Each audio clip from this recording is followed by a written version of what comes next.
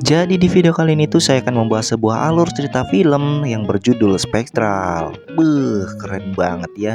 Jadi di film ini tuh menceritakan tentang tentara modern versus hantu modern. Keren banget. Oke, jangan berlama-lama lagi. Kita langsung saja menuju ke alur cerita filmnya. Cekicus.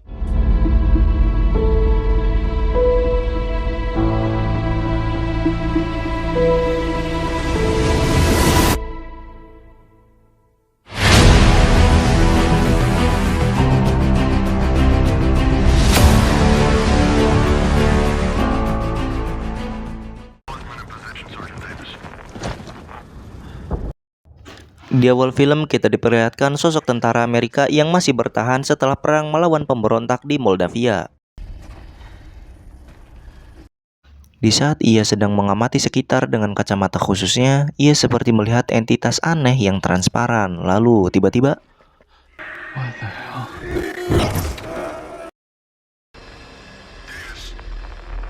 inilah film Spectral. Film pun berlanjut dengan aktor utama kita yakni Mark Ryan, sosok ilmuwan yang menciptakan kacamata khusus yang dipakai tentara di awal film tadi. Dan di sini Mark seperti sedang mengembangkan teknologi baru. Alignment is keyed in.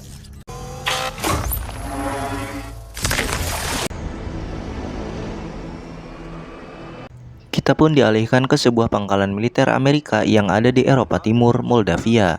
Di situ juga udah ada Mark. Jadi maksud tujuan Mark diundang datang ke sana karena ingin diberitahukan sesuatu soal kacamata khusus buatannya yang bisa melihat seperti makhluk asing, sama seperti yang ada di awal film tadi. Di sini jenderal ini mengira itu kerusakan, namun Mark menyangkalnya bahwa itu bukan kerusakan, memang sepertinya ada makhluk asing. Mark pun dipertemukan langsung dengan agen untuk membahas permasalahan ini. Dia adalah Friend Madison. Mark ini dilihatkan rekaman di saat tentara di awal film itu tewas oleh entitas itu. Semakin kuatlah teori Mark tentang makhluk asing itu. Dan ternyata banyak tentara lain juga yang mati oleh makhluk itu. Namun Madison berteori itu adalah tentara musuh atau pemberontak yang memang menggunakan seragam transparan yang canggih akan teknologi. Namun itu disangkal. Masa sih manusia tembus tubuh manusia lagi dan si tentara matinya itu tanpa luka, tusukan maupun tembakan? Biar lebih jelas lagi sebenarnya makhluk apa itu, Mark, Madison, dan pasukan tentara lainnya akan menuju ke zona merah untuk melihat sosok makhluk itu secara langsung. Mark memasang seperti kamera khusus agar dapat menangkap gambar sosok makhluk itu dengan lebih jelas. Mereka pun dalam perjalanan.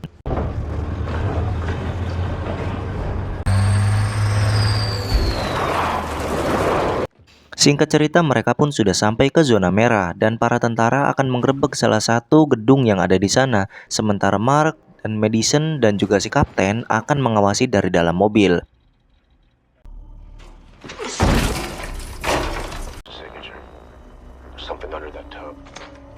Di saat menggerebek awalnya tampak biasa-biasa saja, namun tiba-tiba seperti ada sesuatu dari balik bathtub yang terbalik dan tiba-tiba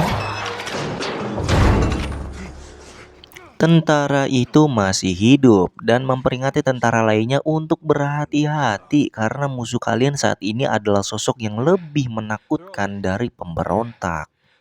Sementara itu tim yang lain sedang memeriksa di ruangan lain sampai salah satu tentara menemukan makhluk yang dimaksud. Namun di saat ditembak pelurunya malah nembus dan tiba-tiba Take the shot.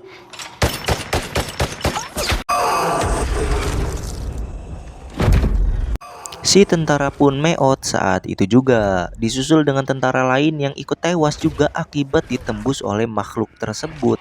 Tentara yang tersisa pun disuruh menuju ke mobil.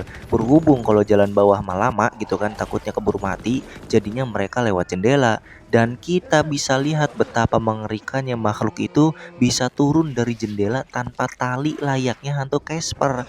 Dan untungnya Mark gercep banget gitu kan yang ngambil gambar si makhluk itu. Namun naas bagi si kapten tentara yang harus mati gara-gara refleks ngebasoka si makhluk.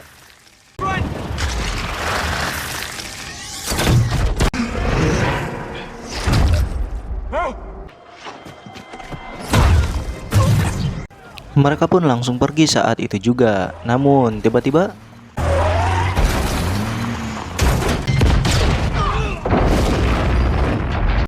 mereka pun melindas ranjau. Kini mereka harus mencari tempat persembunyian dan mencari sinyal untuk meminta bantuan ke pusat.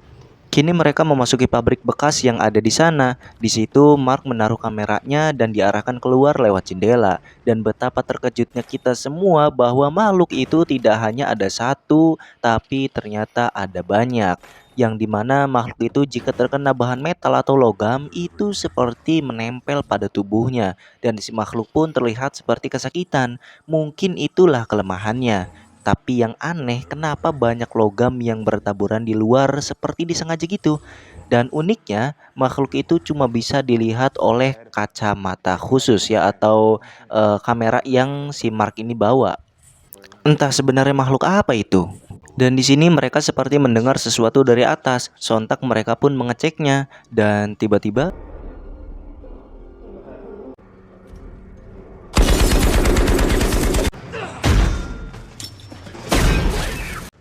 ternyata ada dua anak kecil yang berada di situ. Mereka adalah Sari dan Bogdan, dan mereka tadi menembak menggunakan senapan milik mendiang sang ayah. Mereka pun berhasil dievakuasi oleh Mark dan kawan-kawan.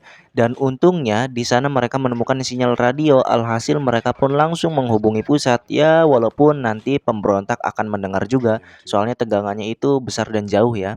Di keesokan harinya, Mark dan Madison diperlihatkan jenazah ayahnya Sari dan Bogdan. Di sini mereka pun mengetahui bahwa yang menaburi logam-logam metal itu adalah ayahnya Sari dan Bogdan. Jadi si makhluk itu seperti ada tegangan listriknya lah di dalam tubuhnya. Sehingga jika ketemu metal dan logam, itu akan membuat mereka lemah. Di sini Mark punya ide akan membuat peledak metal dan logam sekaligus pelurunya untuk senapan-senapan para tentara. Dan juga ia akan mengubah kameranya menjadi lampu sorot agar mereka semua dapat melihat makhluk itu. Center pun diuji coba dan ternyata memang banyak makhluk-makhluk itu entah dari mana datangnya. Dirasa waktunya sudah tiba, mereka pun pergi dari sana menuju ke alun-alun untuk menunggu jemputan yang jalannya diarahkan oleh Bogdan dan Sari.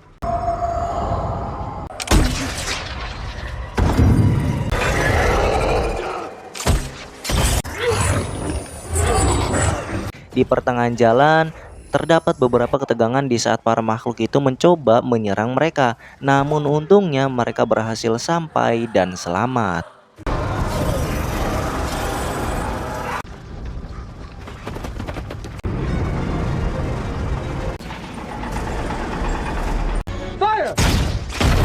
Untungnya bantuan pun datang. Tank itu menembak amunisinya ke tempat yang ada makhluk tersebut. Namun sayangnya si makhluk malah ngamuk dan menghancurkan tank tersebut.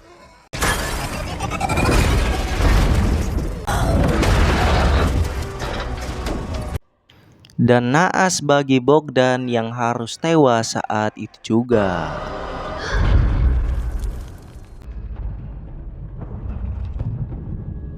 Namun untungnya bantuan helikopter pun datang. Dan uniknya lagi dari si makhluk adalah mereka ini dapat terhempas oleh angin yang tandanya mereka ini ibarat debu, jadi hampang gitu dan juga tembus pandang. Singkat cerita mereka sudah sampai di tempat pengungsian sementara karena dilaporkan markas mereka sudah hancur diserang makhluk tersebut. Pada malam harinya jenderal dan pasukan sisa pun datang ke sana sembari membawa beberapa pesawat dan barang-barang tersisa. Jenderal pun menceritakan kejadiannya bahwa sekitar 240 pasukan yang hidup itu tinggal tersisa 19 pasukan. Betapa mematikannya itu makhluk. Dan di sini Mark mendapatkan teori lagi, jangan-jangan makhluk-makhluk ini adalah sebuah ciptaan manusia. Soalnya mana mungkin hantu takut sama logam. Jadi menurut Mark makhluk ini tuh semacam listrik yang menjadi satu dalam kesatuan gitu. Berarti hitungannya pabrik pembuatan makhluk ini pasti ada di sebuah pembangkit listrik terbesar di kota ini. Mereka pun dapat teori, sepertinya ini ulah pemerintah yang mengeluarkan banyak dana untuk membuat senjata pertahanan. Mungkin yang dimaksud senjata pertahanan itu ini. Nah, berhubung Mark ini jenius, Dia pun membuat kembali senjata yang lebih canggih dengan alat seadanya, dan kali ini senjatanya menggunakan semacam energi elektromagnetik ya, mungkin ya namanya, saya emang nggak tahu. Jadi seperti mengeluarkan sebuah gelombang ultrasonik yang dapat menghancurkan makhluk itu. Esok pun tiba, Mark dan pasukan menuju ke tempat pembangkit listrik.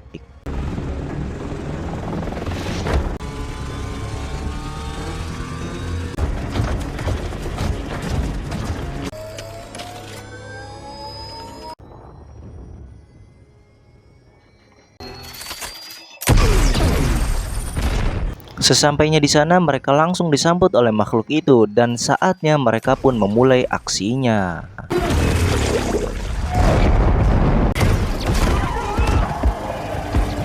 Tentara akan berjaga di luar sementara Mark dan Madison akan masuk ke dalam mencari pusat dari pembuatan si monster. Alangkah terkejutnya mereka saat menemukan banyak sekali monster yang masih dalam proses pembuatan, dan jalan satu-satunya untuk memusnahkan monster ini adalah dengan memutuskan kabel-kabel energi monster tersebut.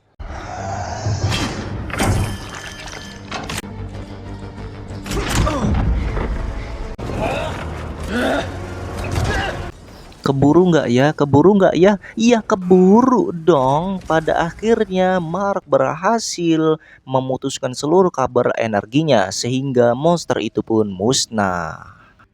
Tapi hal mengejutkan tidak hanya itu saja. Jadi mereka juga menemukan manusia-manusia yang ada di dalam sebuah kotak, tapi tinggal sel darahnya aja gitu loh. Nah, ini manusianya masih pada hidup ya. Cuman sisa sel darahnya doang. Jadi para makhluk itu tercipta dari DNA dan sel manusia asli. Jadi istilahnya copy paste dari manusia asli, namun dalam versi yang berbeda. Jadi ya mungkin sejenis hantu tapi buatan manusia lah gitu. Di sini Mark akan menonaktifkan semuanya. Pada awalnya Madison menolaknya karena ini sebagai tanda bukti. Namun demi kesejahteraan umat manusia, bukan kesejahteraan koruptor, Madison pun mensetujuinya.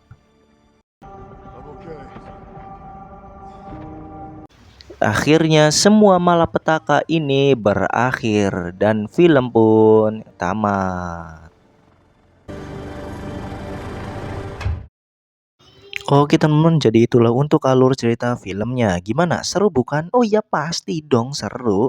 Oke, jadi mungkin segitu saja untuk alur cerita filmnya. Terima kasih yang sudah menonton video ini sampai selesai dan mohon maaf jika saya ada kesalahan ya dalam mereview film ini. Wajarkan saja karena saya masih pemula. Terima kasih. Wassalamualaikum warahmatullahi wabarakatuh.